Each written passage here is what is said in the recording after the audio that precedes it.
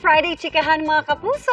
Standing ovation ang natanggap ng pelikulang 58 ng GMA Pictures sa 2026 International Film Festival Rotterdam sa The Netherlands. Deserve yan dahil pasok din ang pelikula sa top 10 audience choice sa festival kaya extra proud ang bidang si Glyza De Castro.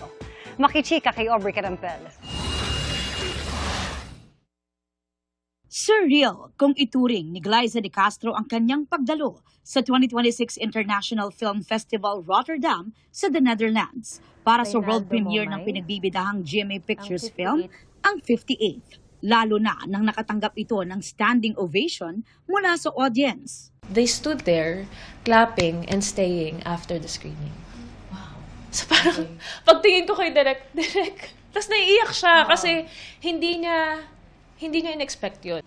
Kasama niya roon sina GMA Pictures Executive Vice President and Senior Vice President for Public Affairs Nessa Valdelion at Film Director Carl Joseph Papa.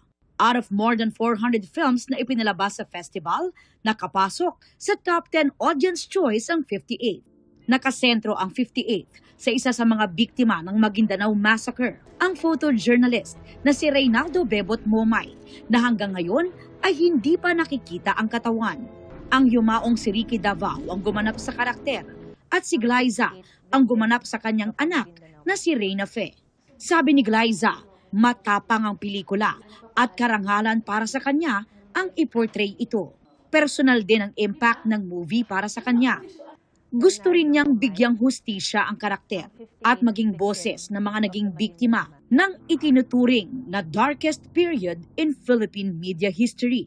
Nakaka-relate ako dun sa love for father eh. Kasi habang ginagawa mo yun, hindi mo maiwasan na makonsume ka nung pain na yung darkness.